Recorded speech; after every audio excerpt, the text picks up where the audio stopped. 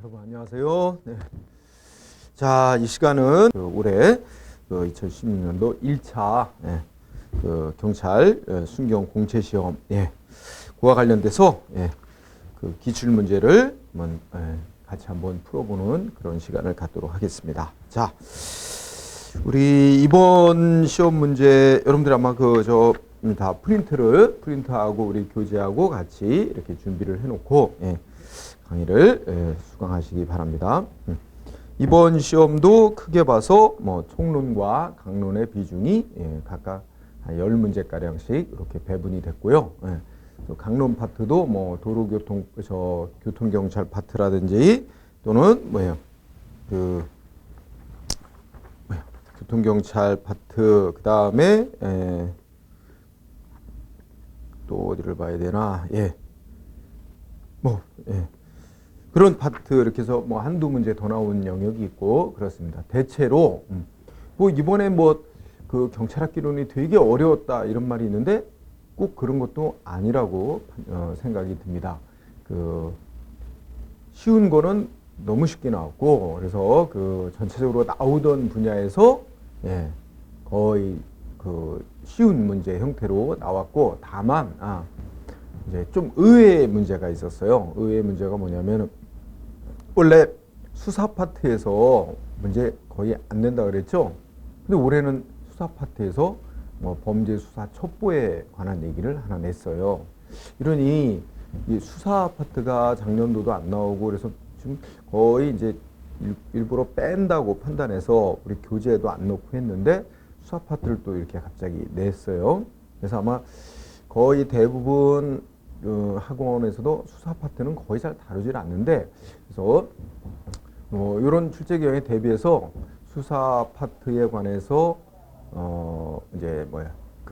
저쪽 경감부나 이런 데는 반드시 나오거든요. 경감부나 승진 문제나 이런 데서 수사 파트에서 냈던 문제 위주로, 그러니까 거기는 수사 파트가 워낙 양이 많은데 그걸 다 할 필요는 없는 것 같고, 경찰학개론 파트에서 혹시나 수사가 나온다면 기존에 나왔던 기출문제 그런 유형에서 최근 기출문제 유형을 거의 그대로 낼 가능성이 높기 때문에 그런 부분 위주로 앞으로 이제 대비하도록 그런 시간을 갖도록 하죠. 그렇게 하고, 그 다음에 아주 의외의 문제가 여러분들 언론 이제 중재위원회 낸 게 있어요. 이게 이제 20번에 있는데 그거는 거의 예상치 어려웠던 그런 영역의 문제죠. 그래서 그거는 그 문제를 위한 문제라고 해야 되나? 난이도 조정 차원에서 그냥 틀려라 하는 내는 그런 문제인 것 같아요. 그래서 그 문제가 하나 좀 의외였고, 그 다음에 이제 우리 문제에서 19번 문제가 이제 외사 경찰 파트에서 출입국 관리법 시행 영상의 비자와 관련된 문제. 그래서 외국인 체류 자격 관련해서 번호 부여하는 게 있어요. 그게 나왔는데 그거는 우리 교재에서는 빼놨었어요. 그게 원래 대통령령으로 아주 국내 입국하는 외국인들에 관해서 입국하는 목적 이런 거에 따라서 이제 영문하고 그다음에 숫자로 이렇게 체류 자격 번호가 부여되는데 그게 양이 좀 돼요. 근데 그 문제가 기존의 기출 문제를 통해서는 우리 순경 시험에서는 나온 적이 없었는데 그게 이제 나왔다는 거. 그건 아마 이제 승진이나 간부 후보생 시험에서는 한두 번 다뤘던 적은 있는 주제. 그래서 자, 그런 한 3문제 정도 빼면 거의 나오는 데서 다 전형적으로 나왔습니다. 그러니까 기존의 거를 사실, 그래서 기존에 하던 거를 정확히 알면 3문제를 놓친다 하더라도 85는 확실히 맞아야 돼요.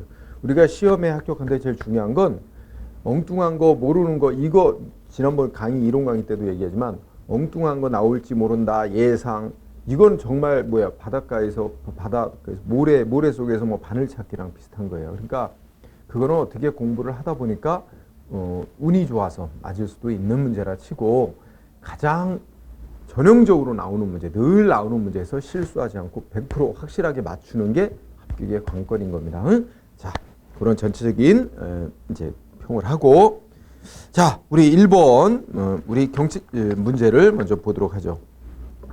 자, 우리 1번 문제는 경찰 작용을 이제 분류하는 거와 관련됐죠. 우리 여러분들 이건 뭐 너무 쉬운 문제예요. 응?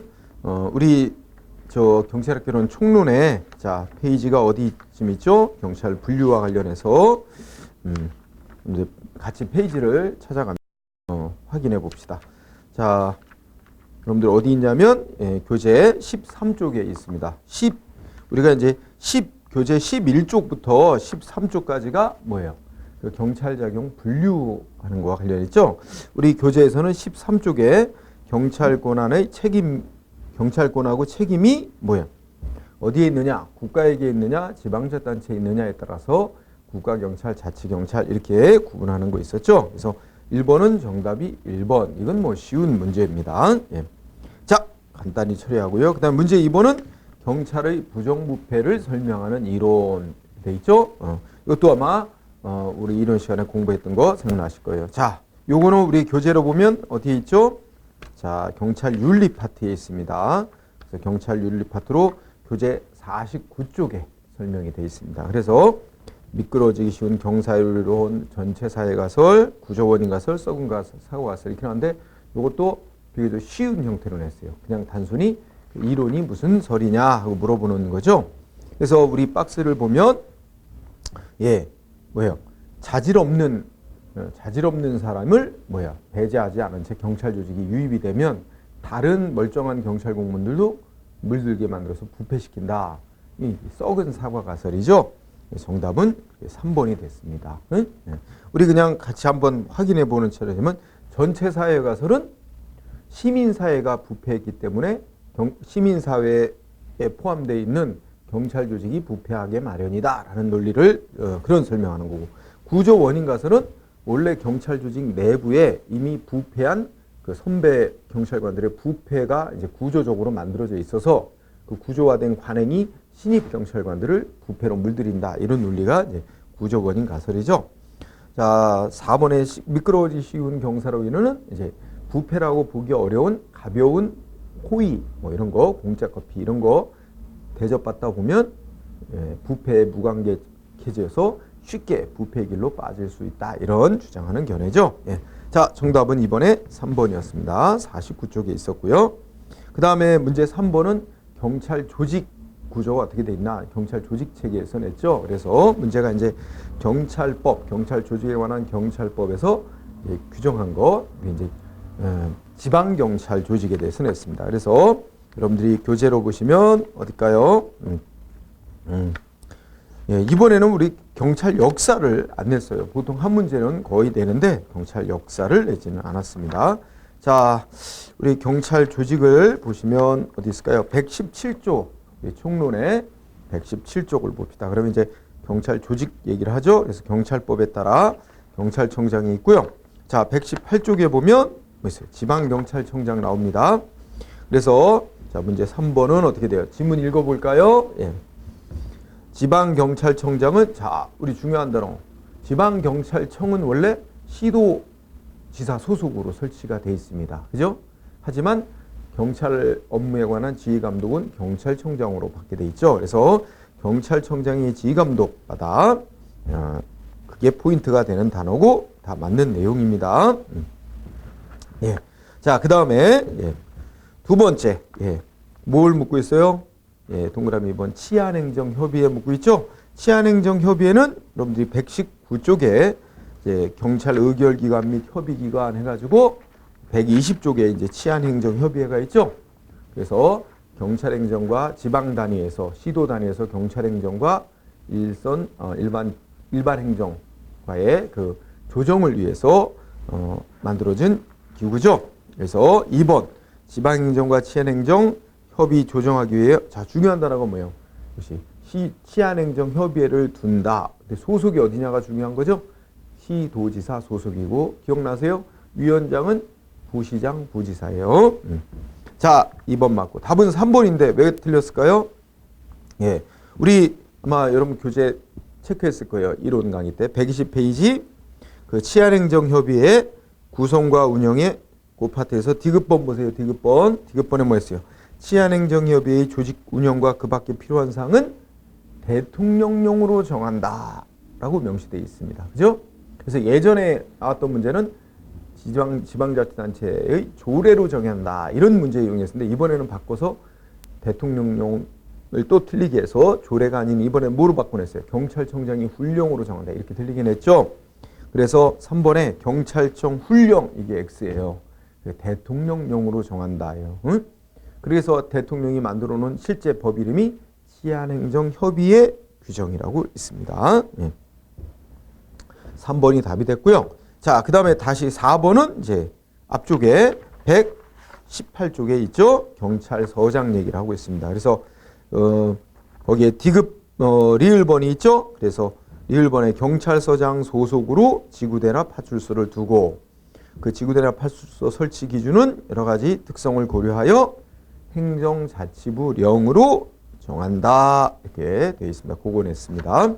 자, 이거 다 법 규정을 갖고 낸 거죠. 그래서 문제 3번은 3번입니다. 자, 그 다음에는요.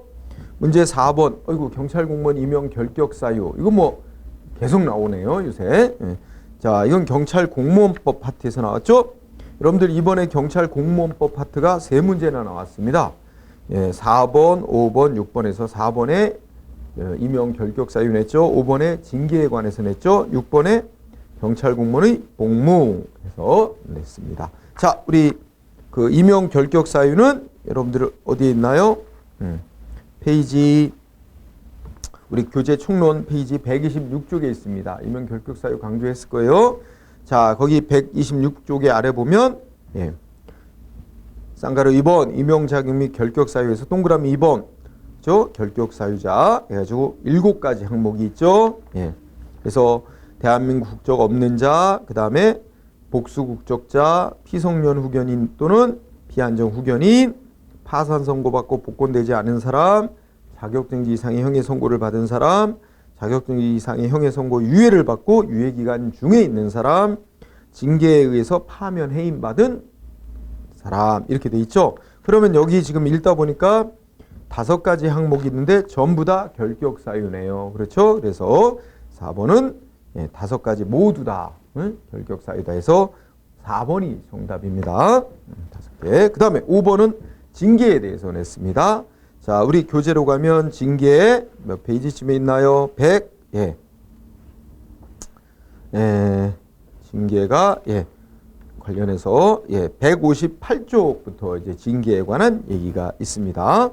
그래서 징계 사유도 있고 징계 시효도 있고 그런데 여기서는 주로 이제 뭘 냈을까요? 징계 절차를 가지고 주로 문제를 냈습니다. 그래서 어디에 주로 관련이 있나요? 161페이지 징계 절차 있고 162페이지에서 냈습니다. 자, 그러면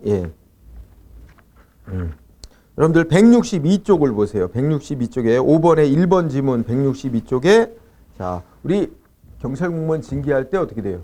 징계권자가 단독으로 하는 게 아니라 관할 징계위원회 징계 의결을 요구하고 관할 징계위원회에서 징계 결정을 내려서 징계권자한테 통보를 해서 징계권자가 최종 징계 처분하는 그런 절차를 거치죠. 반드시 징계위원회 회부에서 의결을 거쳐야 됩니다. 이때 우리 경찰 공무원 징계하는 관할 징계위원회는 크게 3수로 나눠집니다. 그래서 우리가 이제 국무총리 소속으로 있는 이제 중앙징계위원회에서 하는 고위 계급이 있고 그 다음에 경찰 조직 내에 있는 중앙징계, 경찰 내에 있는 중앙징계위원회에서 징계하는 계급이 있고 그 다음에 경찰 조직 내에 있는 보통징계위원회에서 징계하는 계급이 있고 이렇게 3수로 나눠지죠. 그게 바로 162쪽에 있습니다. 자, 162쪽의 표의 중간 부분 이것도 다 그때 체크했을 거예요. 거기 동그라미 1번을 보면 어떻게 돼 있습니까? 징계위원회 관할에서 동그라미 1번 자, 경무관 이상에 대한 징계는 어디서 한다고요? 국무총리 소속으로 설치된 중앙징계위원회에서 한다고 돼 있죠. 그게 1번입니다. 자, 그래서 우리 5번 1번 지문 경무관 이상 경무관 이상은 어디서? 총리 소속의 징계위원회. 그 다음에 그 밑에 동그라미 2번 어떻게 돼요? 경찰공무원 중앙징계위원회에서 의결하는 사건 있죠? 총경하고 경정. 그죠? 따라서 예, 크게 보면 이제 동그라미 2번을 보시면 예, 어떻게 돼요? 예. 총경 이하의 경찰 공무원에 대한 징계 의결을 하기 위하여 대통령령으로 정하는 경찰기관 및 어떻게 돼요? 예? 경비, 해양경비, 안전관세, 경찰공무원 징계위원회를 둔다 이렇게 되어 있습니다. 예. 그래서 요거는 뭐 예. 그 총경 이하 전체에 대해서는 예, 맞는 얘기가 되고 있습니다. 그래서 그거는 뭐 법조문을 제가 따로 딱 써놓지는 않았지만 예, 이 맞는 얘기로 보시면 돼요. 예, 그 다음에 사망이 잘못됐죠. 사망에 보면 예, 그 어떻게 되어 있습니까? 네, 사망에 우리 162쪽에 징계위원회 관할 보세요. 자, 사망 일단 문제에서 지문 3번을 보면 경찰청 소속의 경무관 이상의 강등 및 정직과 경정 이상의 파면 및 해임은 행자부 장관의 제청으로 총리를 거쳐 대통령이 한다. 이렇게 돼 있죠? 예. 자, 이와 관련해서 예, 뭐 좀 세부적으로 예, 좀 더 우리 교재에서는 조금 더 예, 세부적으로 들어갔는데 예, 일단 사망이 예, 답이 됐어요. 자, 문장을 다 읽어보시면 경찰청 소속의 경무관 이상 강등 이거는 이제 징계위원회를 말하는 게 아니고 예, 이제 이거 저 뒤에 있겠다, 그죠? 예, 예, 169쪽과 관련이 있어요. 예. 여러분들 교재 169쪽을 보세요. 예. 자, 169쪽에 보면 중간에 표, 징계권자 해가지고 중간에 표 하나 나오죠? 경찰공무원법 제27조의 내용. 예. 그래가지고 표로 그려져 있고 밑에 또 각주도 있어요. 그래서 각주를 보세요. 23조. 예. 자, 각주 169쪽에 23번 각주 맨 아래 보시면 그 조문 소개했고 1, 2, 3 있습니다. 1번 각주의 1호 보세요. 1호. 1호는 경찰청 소속 경무관 이상 강등하고 정직하고 경무관 이상의 강등 정직하고 경정 이상의 파면 해임은 자 순서가 어떻게 돼요? 경찰청장이 제청해서 행자부 장관과 총리를 거쳐 대통령이 한다. 따라서 사망 잘못됐습니다. 어디가 잘못된 거예요? 두 번째 줄에 뭐예요? 예? 행자부 장관의 제청으로 이거 잘못됐죠? 경찰청장이 제청해서 행자부 장관 거치고 총리 거쳐 최종 대통령이 한다. 이렇게 돼요. 그러니까 징계 권한자를 말한 겁니다. 그래서 3번이 잘못됐습니다. 자, 5번에 3번은 우리 교재 169페이지에 예, 내용이 들어있습니다. 169페이지의 중간에 징계권자 얘기 나왔고요. 그 다음에 더 세부적으로 법조문으로 보자면 그 169쪽의 맨 아래 예, 각주 23호, 23번을 보시면 됩니다. 그 다음에 그 지문 4번은 역시 169쪽의 각주 23번의 2호에서 나온 거죠. 국민안전처 소속의 경무관 이상 강등정직 경정 이상의 파면. 국민안전처 소속일 때 어떻게 돼요? 그거는 국민안전처 장관이 제청해서 총리 거쳐 대통령이 한다. 예, 이렇게 되어 있습니다. 그거 1, 2호를 낸 겁니다. 자, 5번은 예, 3번이 답이 됐습니다. 예. 자, 조금은 까다로울 수도 있었다고 보여집니다. 자, 그 다음에 6번은요. 국가공무원법상의 경찰공무원의 복무에서 이건 이제 공무원의 의무 문제 낸 거죠. 의무. 예. 의무 낸 거라 이거 좀 앞쪽으로 가볼까요? 우리 의무. 자, 자, 우선 뭐 당연히 보실 때 여러분들이 어디 있어요? 그 156쪽부터 154, 156 하여튼 153부터 이렇게 쭉 공무원의 의무가 관련돼 있죠. 예. 그러면 자, 국가공무원법이 정한 의무를 묻고 있습니다. 자, 1번은 노동운동 금지 규정이죠. 그래서 우리 교재로 찾으면 어디 있습니까? 예, 그 155쪽에 있어요. 예, 문제 6번에 지문 1번이 답입니다. 지문 1번 어디 나와요? 여러분들 155쪽에 아래쪽에 동그라미 6번 집단행위의 금지에서 기획번 보세요. 공무원은 예? 노동운동이나 그 밖의 공무 이외의 일을 위한 집단행위를 해서는 아니 된다. 다만 사실상 노무에 종사하는 공무원은 예외로 한다. 그래서 거기 둘째 줄 또한 사실상 노무에 종사하는 공무원도 포함된다. 이 부분이 잘못된 거죠. 다만 사실상 노무에 종사하는 공무원은 제외한다. 이렇게 와야 되죠. 그 다음에 2항은 아마 익숙할 거예요. 그것도 155페이지에 있습니다. 맨 위에 동그라미 3번에 있습니다. 155쪽 맨 위에. 거기에 공무원의 역정으로부터 영예 증여받을 때는 대통령, 이게 중요한 단어가 대통령 허가받게 돼 있다는 거죠. 모든 공무원들. 그 다음에 3번, 예. 그거는, 예. 영리활동 종사 금지 의무죠. 예. 그래서 그거는, 예. 어디 있습니까? 156페이지에 있네요. 예. 156쪽. 아래쪽에 동그라미 4번 영리 의무 및 겸직 금지 의무에 관련된 내용이고요. 그 다음에, 예. 그 사항은 정치운동 금지 의무라서 155쪽에 있습니다. 예, 그래서 예, 문제가 없어요. 자, 6번은 1번이었고 쉬운 문제였습니다. 난이도는 안 높았어요. 그 다음에 자, 우리 경찰관 직무집행법 관련해서 7번, 8번 두 문제가 출제됐습니다. 자, 우리 경찰관 직무집행법, 경찰작용법으로 여러분들 어디 있죠? 예, 경찰 장비에 대해서 묻고 있습니다. 우리 교재로 따지면 자 찾아보면 어디 있을까요? 페이지 예 경찰관 직무집행법 묻는 거 우리 총론 교재 222쪽부터 있습니다. 자 이와 관련해서 구체적으로 223 넘어가고 뭐 묻고 있죠? 예 장비 사용에 대해서 묻고 있죠. 장비니까 우리 교재로 보면 예 232쪽에 있습니다. 예 자. 여러분들 교재 232쪽에서 맨 아래 예, 쌍가로 11번 제 10조 경찰 장비의 사용 등 있죠. 예, 거기서 2항 동그라미 2번 있죠. 2번이 문제 7번의 1번 지문이네요. 자, 경찰관은 직무수행 중 장비를 사용할 수 있다. 다만 생명 신체에 위해를 끼칠 수 있는 경찰 장비를 사용할 때는 필요한 안전교육과 안전검사를 받은 후 사용해야 된다. 맞죠? 자, 그 밑에 이제 문제 7번의 2번이 답이에요. 2번 지문은 바로 오른쪽으로 올라가면 233쪽에 뭐 있습니까? 동그라미 5번입니다. 예. 5번에 뭐라고 돼 있어요? 경찰청장은 위해성 경찰 장비를 새로 도입하려는 경우에는 대통령령으로 정하는 바에 따라 안전성 검사를 실시하여 그 검사 결과 보고서를 국회 상임위원회에 제출하여야 한다. 이때 안전성 검사할 때는 반드시 외부 전문가를 참여시켜야 한다. 그러면 7번의 지문 2번 왜 틀렸어요?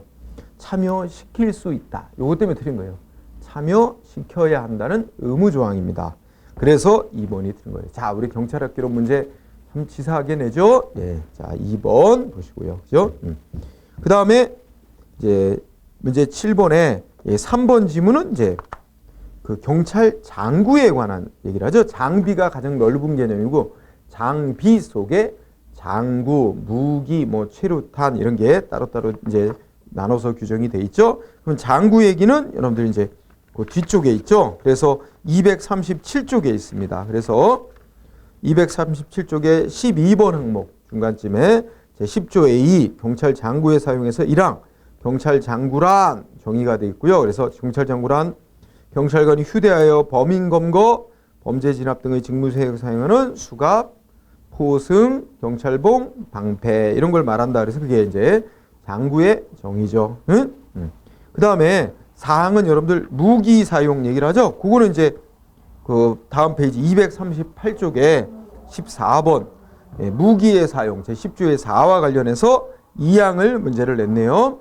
그래서 경찰관은 무기를 사용할 수 있는데 원칙적으로 사람에게 신체에 위해를 주면서 사용해서는 안 되지만 그 박스 안에 예외가 있죠. 사람의 신체에 위해를 끼치면서 사용할 수 있는 경우 이렇게 나열되어 있습니다. 그래서 거기 보면 그 중에 하나가 뭐예요? 박스 안에 신체에 위해를 끼치면서 무기를 사용할 수 있는 경우로 뭐예요? 뭐가 있습니까? 아, 이것도, 네, 이거는, 참, 무기가 아니고, 잘못 읽었어요. 장구 사용 요건이니까, 거기, 그 237쪽으로 다시 가야 되네요. 자, 문제 7번에 4번 장구 사용 요건 거기 동그라미 2번이네요. 237쪽에 동그라미 2번.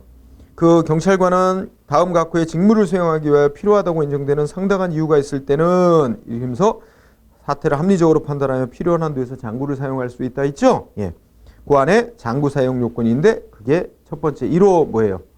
사형 현행범, 사형 무기 장기 3년 이상의 징역 근거에 해당하는 죄를 범한 범인의 체포 동지 도주 방지를 위해서 필요하다고 인정되는 상당한 이유가 있는 경우 예, 맞죠. 이런 요건이 들어맞습니다. 자, 그래서 정답은 2번이 됐고요.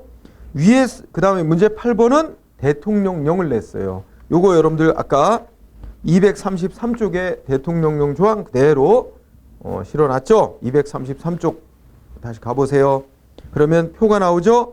위해성 경찰 장비 사용 기준 등에 관한 규정에서 대통령령, 이게 위해성 경찰 장비라는 게 생명 신체에 위해를 끼칠 수 있는 경찰 장비를 그렇게 말하는데, 자, 예, 그래서 여기서 이제 관련해서 뭐가 있을까요?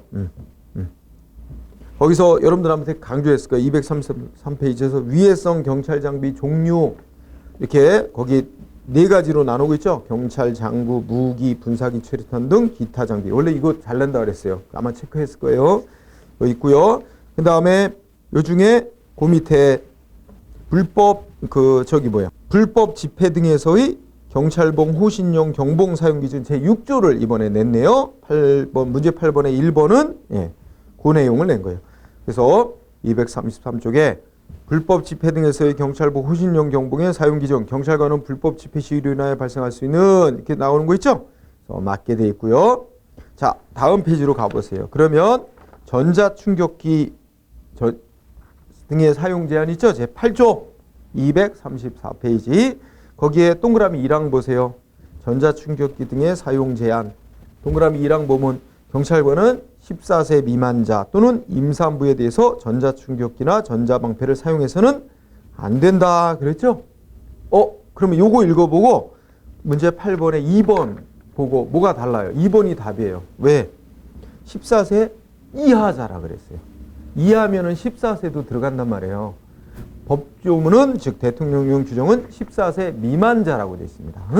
따라서 2번 14세 이하 이거 X예요. 미만자예요. 응? 예. 다 미만자로 되어 있습니다. 그래서 그거 틀렸어요. 2번. 그 다음에 그 바로 2항 낸 거죠. 그래서 경찰관은 전극침 발사 장치가 있는 전자충격기 사용하는 경우 상대방 얼굴을 향해 발사하면 안 된다. 요거 그대로 낸 거고요. 8조 2항. 예. 자, 그래서 맞고 3항 맞고. 그 다음에 4항은 어디 있어요? 최루탄 쏠 때 사용 각도죠. 여러분들 235페이지 보세요. 예, 235페이지에 위에서 제12조 가스발사총 등의 사용 제한 보세요. 거기에 동그라미 2항 보세요. 제12조 가스발사총 등의 사용 제한의 2항. 경찰관은 최루탄 발사기로 최루탄 발사하는 경우 30도 이상의 발사각을 유지해야 되고 가스차나 최루탄 발사대로 최루탄 발사할 때는 15도 이상의 발사각 유지해야 된다. 그 얘기 그대로 법조문 내용입니다. 그러니까 법 규정 갖고 문제를 내고 있습니다. 자, 문제 8번은 이렇게 해서 2번이 답입니다. 예. 자, 그 다음에 문제 9번 나오죠? 예, 문제 9번은 이제 그 보안 업무 규정상 비밀 보호에 대해서 묻고 있어요. 예. 자, 이 비밀 얘기는 여러분들 우리 경찰 관리 파트로 간 겁니다. 그래서 경찰 관리 파트로 가면 이번에는 관리 파트에서 사실은 뭐 두 가지를 냈다고 볼 수 있는 건데요. 여러분들 그 보안 관리 파트에서 냈어요. 여러분들 교재 총론의 329쪽이에요. 총론의 329쪽 보면 보안 관리 나오죠? 보안 관리와 관련해서 쭉 보안 관리 얘기 나오면서 331쪽에 비밀의 보호, 이 보안 업무 규정에 따른 공부 내용입니다. 자, 331쪽에 비밀의 보호 있죠? 예. 그래서 이제 비밀 어쩌고 저쩌고 이렇게 쭉 설명하고요. 뒤로 가볼까요? 예. 예. 그래서,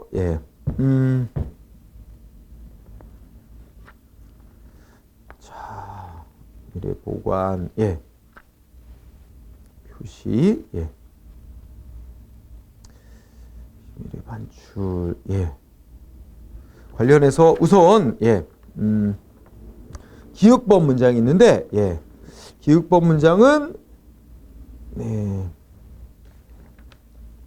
기획법 문장은 비밀 보호와 관련해서 워낙 이게 보안업무 규정이 이 법조문이 많아서 그 얘기를 따로 써놓지는 않았습니다. 너무 당연한 문구라서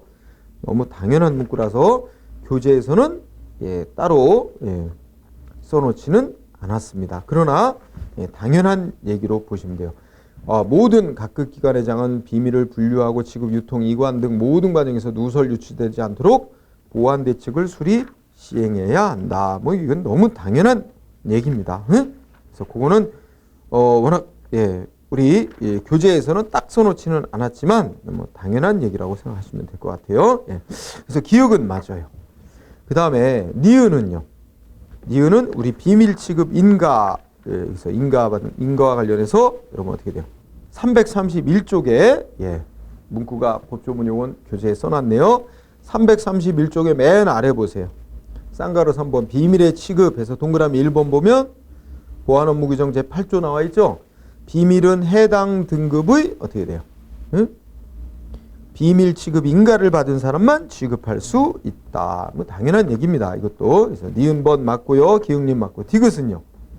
요 디귿은 비밀 분류와 관련된 원칙입니다. 다음 어디 있을까요? 333페이지를 보세요. 333쪽. 거기에 중간에 동그라미 2번 비밀 분류의 원칙 보안업무 규정 22조 있죠? 12조 있죠? 비밀 분류 원칙에 과도 과소 분류 금지 원칙, 독립 분류 원칙, 외국이나 국제기구 관련 비밀은 존중해야 한다는 원칙 이렇게 돼 있는데 그 중에 첫 번째 걸 냈네요. 우리 과도 과소 분류 금지의 원칙과 관련해서 비밀은 적절히 보호할 수 있는 최저 등급으로 분류하되 과도하거나 과소한 등급으로 분류하면 안 된다 이 얘기죠. 그러면 디귿 틀렸어요. 뭐 때문에 틀렸어요? 거기 적절히 보호할 수 있는 최고 등급이 아니라 최저 등급으로 분류하라 그랬습니다. 최저 등급. 따라서 디귿이 틀렸습니다. 그 다음에 그 밑에 독립분류의 원칙을 또 냈습니다. 여러분들 문제에서 리을번이 바로 독립분류의 원칙 내용입니다.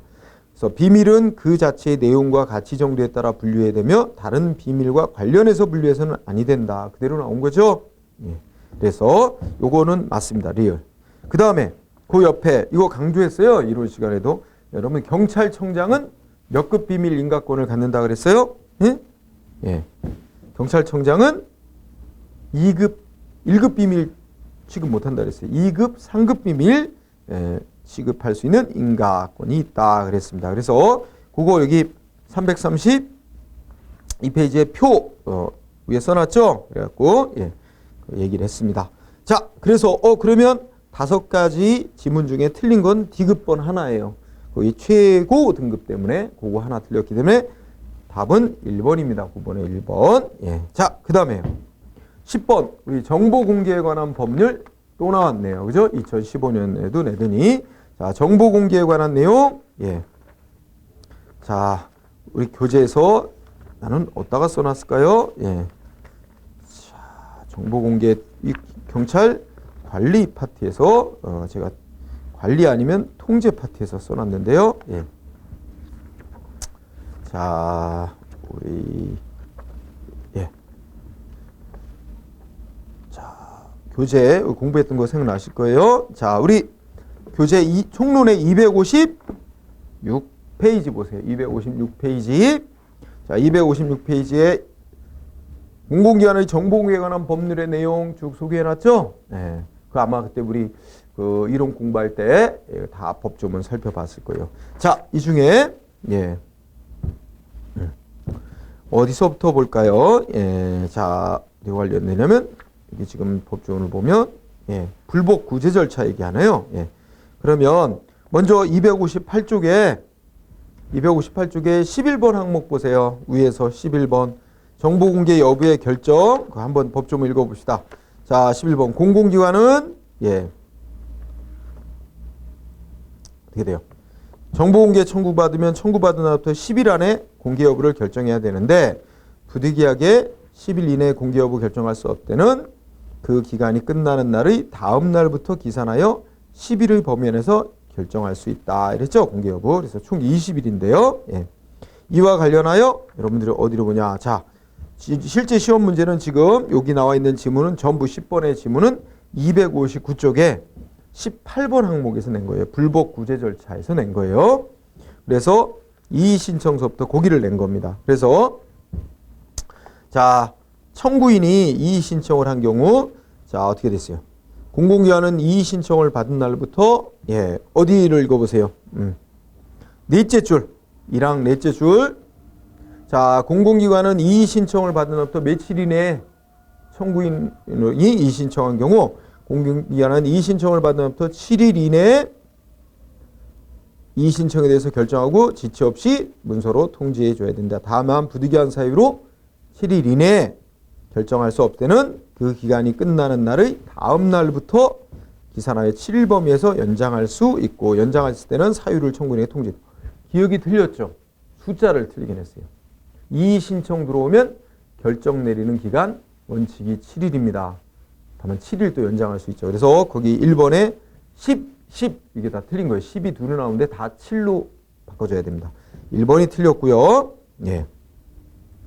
그 다음에 그 밑에 여러분들 둘, 넷, 여섯, 여덟째 줄 행정심판 조항이죠. 그게 동그라미 2번입니다. 예? 예, 공개 청구를 했는데 공공기관이 거부 결정했다든지 또는 20일이 지나도록 아무런 결정이 없을 때는 어떻게 돼요? 예. 행정심판법에 따라 행정심판 청구할 수 있다. 그리고 쭉 읽어 나가면 또 뭐 있어요? 이의 신청 안 고치고도 행정심판 청구할 수 있다. 다 이어지는 조항. 그 다음에 사항은 그 뒤에 행정소송에 관한 사항. 그죠? 이렇게 쭉 나옵니다. 거기서만 낸 거예요. 259쪽에서. 자, 정답 1번입니다. 이렇게 해서 총론이 10문제가 나왔고요. 예. 그 다음에는 여러분들 이제 강론을 봅시다. 강론 교재. 예, 강론 교재에서는 이제 먼저 경비 파트를 먼저 문제를 냈네요. 경비. 자, 그러면 경비 파트. 자, 경비 파트에서 어디를 냈어요? 예. 예, 경비업법을 냈네요. 응? 경비업법. 자, 경비업법 보도록 합시다. 경비업법. 예. 우리 교재 어디 있나요? 경비업법. 네. 아, 경비업법상의 경비 업무는 참, 이 경비 파트가 아니고 생활안전경찰 파트예요. 그죠? 소관이. 청원경찰을 경비 파트에서 하고, 생활안전경찰 파트로서, 여러분들 교재에 생활안전경찰 파트에서 지금, 예, 생활안전경찰 파트로 2문제 나온 거예요. 11번, 12번. 그러면 경비 파트, 경비업법 얘기를 찾으면은 어디 있나 한번 찾아봅시다. 경비업. 여러분들 교재 강론에 32쪽 보세요. 예. 32쪽 경비업법의 주요 내용에 32쪽 거기서 나왔죠? 경비업의 의미 종류. 그건 했습니다. 그래서 우리 경비업법은 5가지 경비업을 규정을 해놨습니다. 그래서 뭐예요? 시효신기특, 시효신기특에서 시설경비, 호송경비, 신변보호, 예. 기계경비, 특수경비 이렇게 됐죠. 자, 순서가 우리 문제로 돌아옵시다. 특수경비 업무는 공항, 항공기, 포항. 예, 그래서 맞습니다. 2번 기계경비 업무 교재 한번 보세요. 기계경비 업무는 뭐라고 써놨어요? 경비 대상 시설에 설치한 기기에 의하여 감지되고 송신된 정보를 예, 그러니까 그 설치한 기기는 경비 대상 시설에 설치했는데 거기서 이제 신호 뭐 이렇게 오는 거를 어디요? 그 경비 대상 시설 이외의 장소에 설치한 관제 시설의 기기로 수신한 뒤 예, 도난 등 방지하는 업무래요. 2번 정답이에요. 2번. 뭐가 틀렸어요? 두째 줄이네요. 예? 그 감지되고 송신된 정보를 그 경비 대상 시설 내의 장소에 설치한 그랬죠? 예? 대상 시설 내의 장소가 아니라 둘째 줄에 대상 시설 외의 장소. 예? 예, 그게 잘못된 거예요. 예? 예, 그래서 2번이 답이에요. 그 다음에 거기 보시면 시설경비와 예, 신변보호는 다 법조문 그대로 나열되어 있습니다. 정답 2번입니다. 예, 예. 경비 대상 시설 내의 장소에 설치한 관제시설이 아니고 관제시설은 경비 대상 시설 외의 장소에 설치하는 거예요. 2번이 잘못됐고요. 그 다음에 문제 12번은 뭐 나왔어요? 가정폭력 범죄에 일어났어요. 이것도 생활안전경찰 파트입니다. 자, 우리 교재로 보면 가정폭력 범죄 어디 있나 한번 찾아봅시다. 페이지 가정폭력 범죄 왜냐하면 교재 122쪽입니다.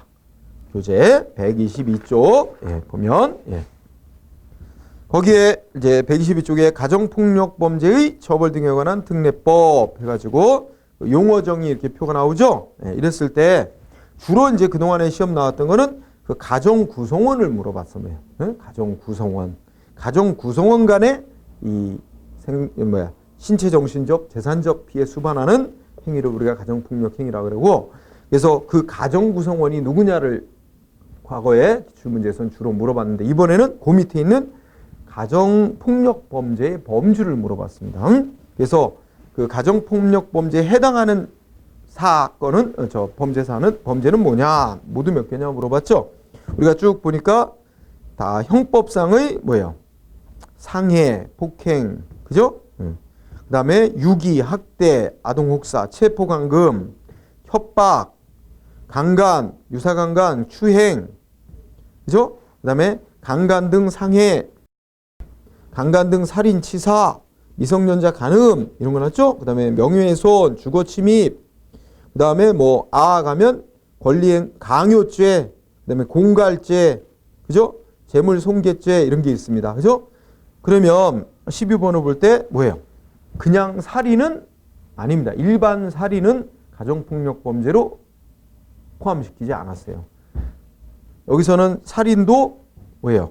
그 가정폭력 범죄 우리 교재로 오면 마번에 뭐예요?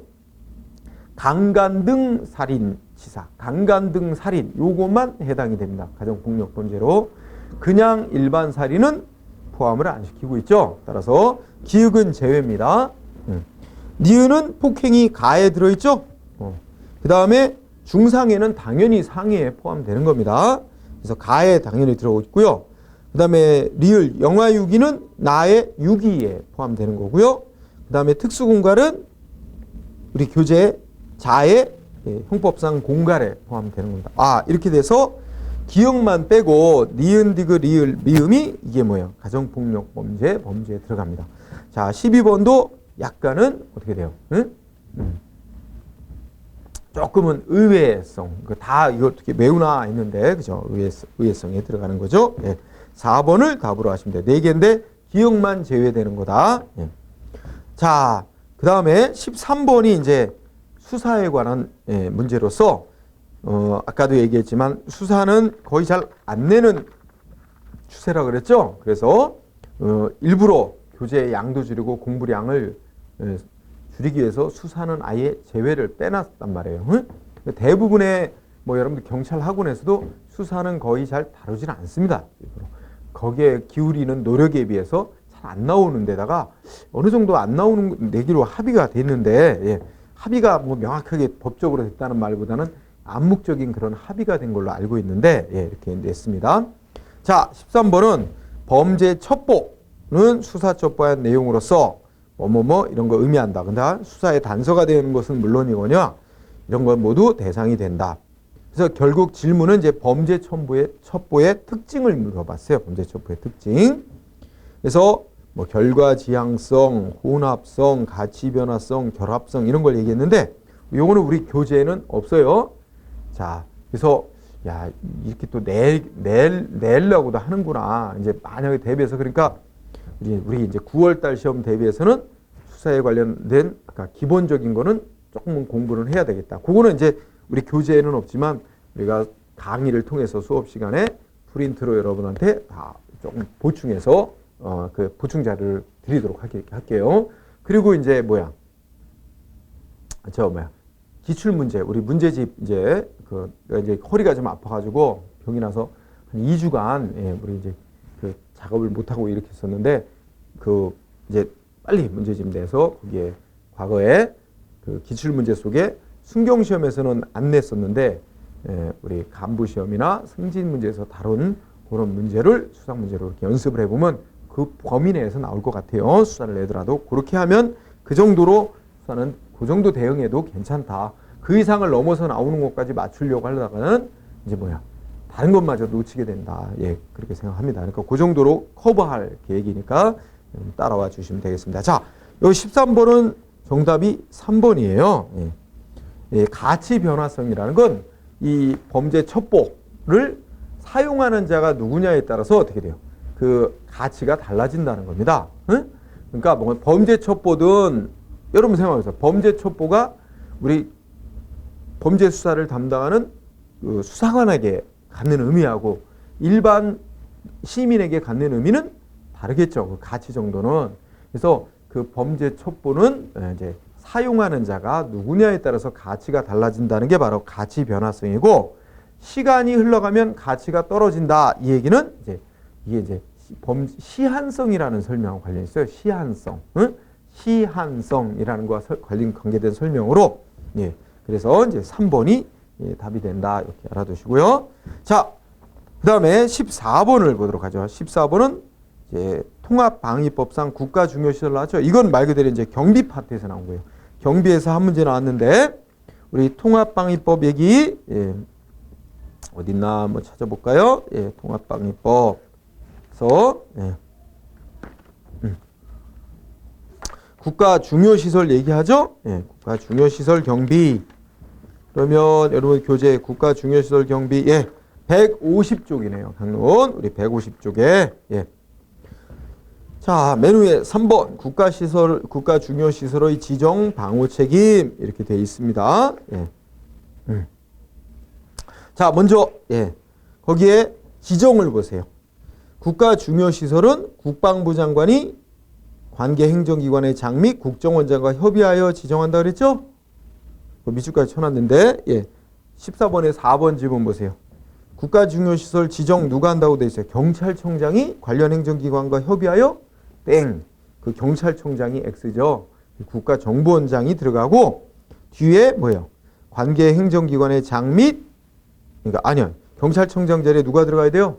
국방부 장관이 들어가야죠. 예, 그래서 4번이 답이 됐습니다. 응? 예. 그리고 그 밑에 어떻게 돼요? 방호 책임에 동그라미 1번 있죠? 우리 교재에서.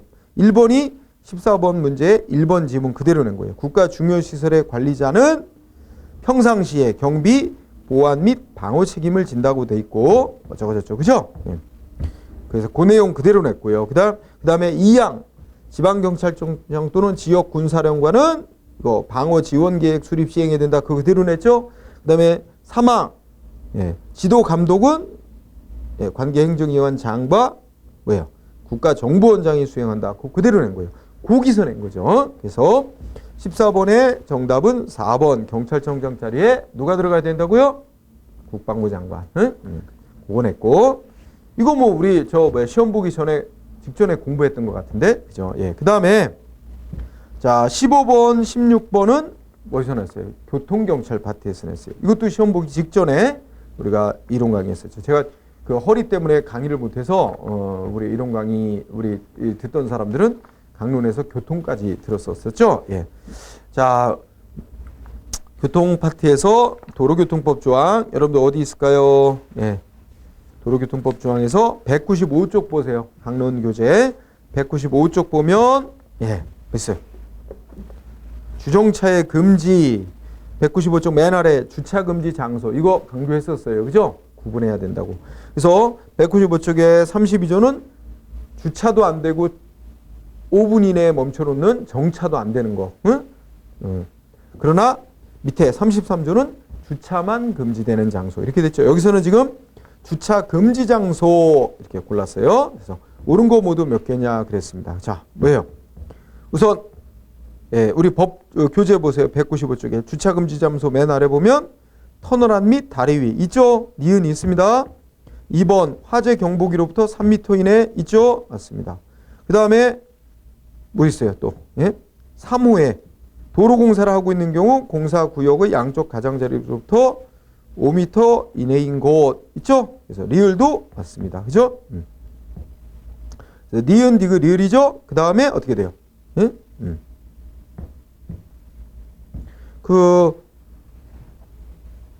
또 뭐 있어요? 3호에 또 있죠? 3호에 소방용 기계, 소화전 등 이런 거 그런 거 설치된 곳부터 역시 가장자리부터 5m 이내 똑같이 적용되는 거죠. 그래서 4개 모두 다 주차 금지 장소입니다. 195쪽에서 나온 거죠. 그래서 15번에 4번 기역, 니은, 디귿, 리을 4가지 모두 주차 금지 장소입니다. 그 다음에요. 또 뭐 냈어요? 운전면허 종류별로 운전할 수 있는 차의 종류를 냈습니다. 그러면 여러분들 교재 어디 있죠? 이것도 또 이론 강의할 때 강조했었는데, 자, 223쪽이죠. 223쪽에 운전면허행위라고 운전면허의 종류 나옵니다. 거기서 뭐 물어봤어요? 일종 보통면허로 운전 가능한 차 모두 몇 종류냐 이렇게 물어봤습니다. 자, 여러분들 어디 있어요? 223쪽에 일종 보통면허 보세요. 모든 승용차, 그 다음에 승합차는 15인 이하, 그 다음에 승차정원 12인 이하의 긴급자동차, 그 다음에 적재중량 12톤 미만의 화물자동차, 그 다음에 건설기계는 도로 운행하는 3톤 미만의 지게차에 한한다.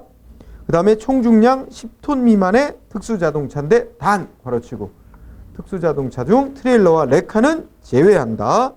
그 다음에 125cc의 오토바이 말하는 원동기 장치 자전거, 이거 몰 수 있죠? 그러면 자, 비교해 봅시다. 기억번 승용차, 모든 승용차 몰죠? 2번 15인 이하의 승합차 몰죠? 원동기 몰죠?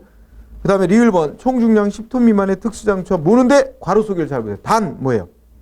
트레일러하고 레카는 제외잖아요. 포함 때문에 틀렸네. 리을 틀렸고, 그 다음 미음번 긴급자동차는 12인 이하, 그죠? 단 승용과 승합에 한한다. 맞고, 따라서 4개가 맞네요.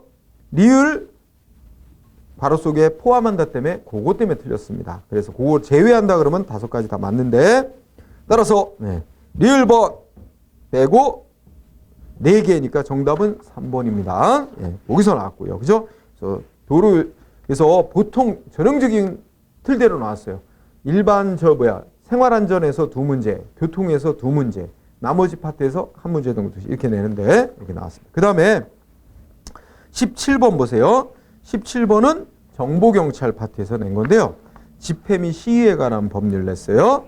자, 집회 및 시위에 관한 법률, 우리 정보경찰 파트로 어딨나 페이지로 보면 267쪽에 있어요. 267쪽 집회 및 시위에 관한 법률입니다.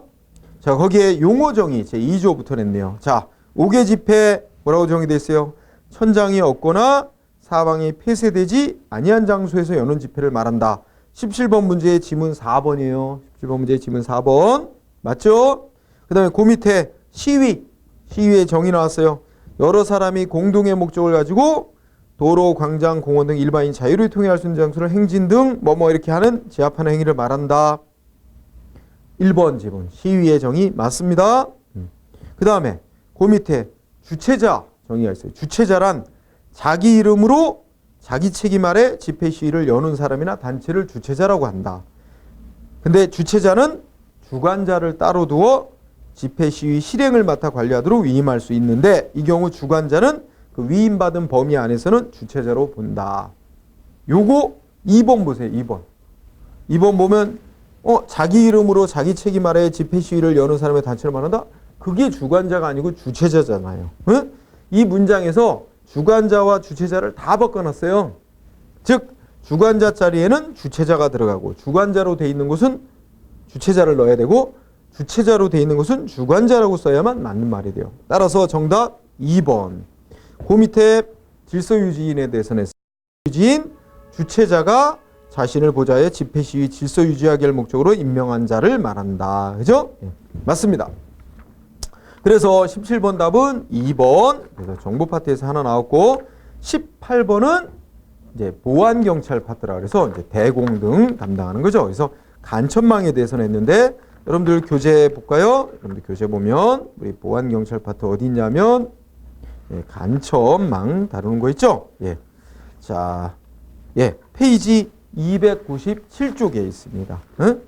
페이지 297쪽에 보면 아래쪽에 간첩망의 형태에서 문제를 냈습니다. 그래서 간첩망의 형태가 삼각형, 서클형, 단일형, 피라미드형, 레포형 이렇게 나눠지는데, 그 짝을 잘 지은 걸 고르라 그랬어요. 우리 자 먼저 삼각형망 읽어보세요. 290쪽에 지하당 조직에서 주로 사용하는 간첩망 형태. 그러면 벌써 기역번이 이건 다 맞는 내용이니까 짝만 지으라는 거죠. 지하당 구축에 흔히 사용되는 형태. 그럼 벌써 삼각형망이라는 걸 알 수 있어요. 힌트. 그래서 삼각형이 와야 돼. 그럼 답은 1, 2번 중에 하나. 그 다음에 니은번 간첩이 주 공작원 두세 명을 두고 그 밑에 다시 두세 명의 또 행동 공작원을 두는 조직 형태. 니은번 우리 교재 어디 있어요? 297페이지 아래쪽에 피라미드형이에요. 따라서 답은 아직도 안 나왔어요. 1, 2번. 둘 다 삼각형 피라미드형이죠? 그 다음 마지막 디귿번. 합법적 신분을 이용한다는 말이 나와. 합법적 신분을 이용해서 침투해가지고 말하면 적국에 동조하도록 유도하는. 이게 합법적 신분 이용한다면 서클형이에요. 서클형. 응? 외교관 신분으로 들어와서 간첩 활동을 한다든지 무슨 외국 무슨 학자 신분으로 들어와서 이 정부를 비판하는 뭐 활동을 한다 이런 거죠. 그래서 자 이게 바로 서클형. 그래서 답은 1번이네요. 마지막에 가서 갈렸습니다. 18번에 1번 간첩망의 형태가 나왔습니다. 간첩망의 형태는 한동안 좀 뜸하다가 요새 최근에 다시 나왔네요. 자, 그 다음에 19번. 이 19번은 아까 잠깐 얘기했듯이 외사경찰 파트에서 나온 건데 외사경찰 파트에서 출입국 관리법. 그 법도 아니고 이제 출입국 관리법 시행령으로 정한 두 번째 줄에 말하는 외국인의 체류 자격 그 번호와 관련된 거거든요. 그래서 이거는 우리 교재에서 빼놨었어요. 빼놨는데 또 그게 나왔네. 요것도 이제 이런 거 빠진 거는 우리가 이제 강의 때, 우리 이제 5월 강의 시작하죠. 그때 이제 강의할 때 보충 프린트로 여러분들 당연히 빠진 것도 커버해서 다 하도록 하겠습니다.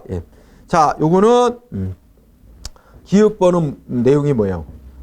무슨 수익이 따르는 예술활동, 수익 목적으로 하는 공연 등 이런 거 준하는 활동 이런 목적으로 국내 입국에서 체류하는 자에게 부여하는 그 자격번호가 26입니다. 알파벳 2에 6을 붙입니다.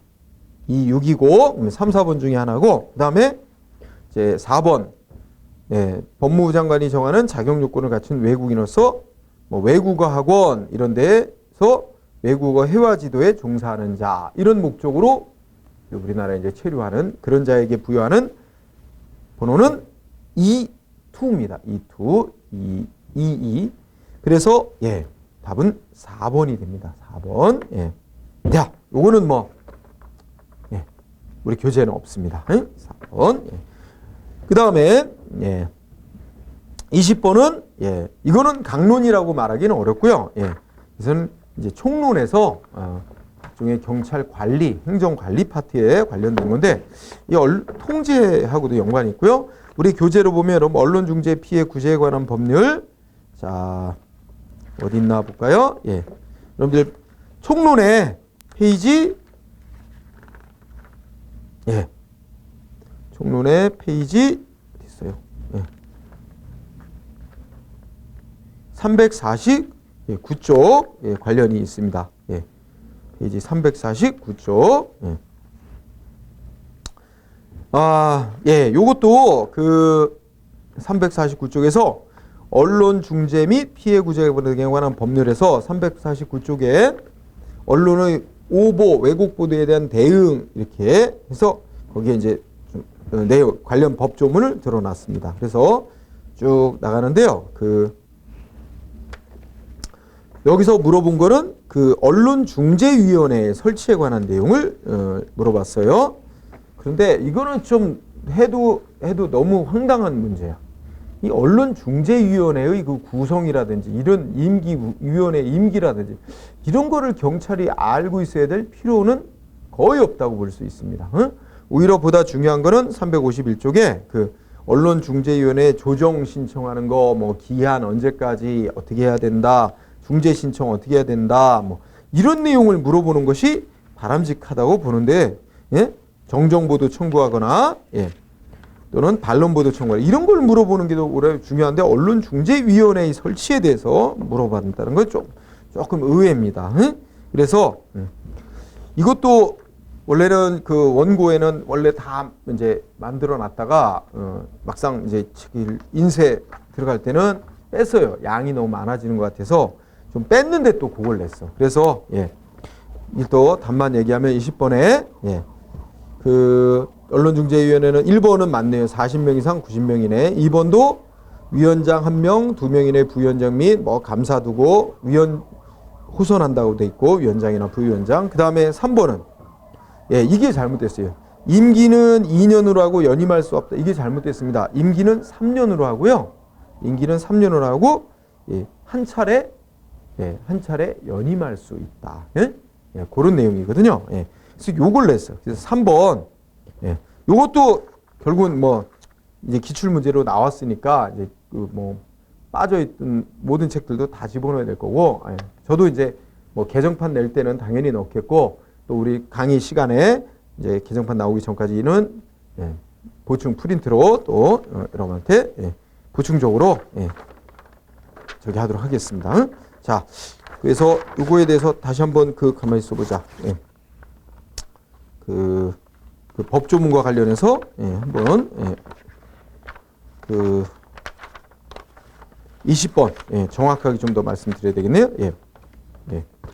아까 말씀드린 대로 임기는 3년. 그다음에 한 차례만 연임할 수 있다. 이렇게 돼 있다는 거. 그 말씀드린 거 맞고요. 야, 그렇게 해서 그러면 우리 지금 우리 교재에 없었던 내용은 저는 세 문제네요. 세 문제와 관련된 게 없었다고 볼 수 있어요.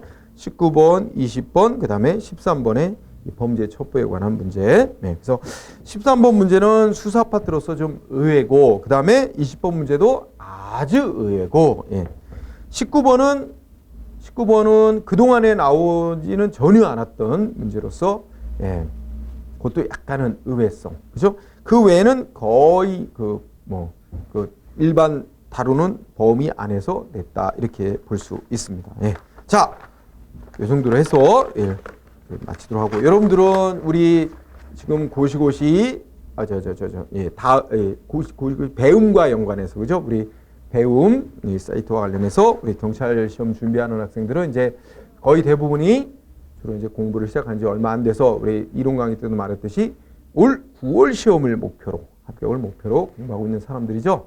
우리가 조금 미진한 것들 커버하면서 열심히 준비해 나가도록 합시다. 자, 이렇게 해서 이번 문제 3월달 1차 시험 문제에 대한 해설 강의를 마치도록 하겠습니다. 자, 수고했습니다.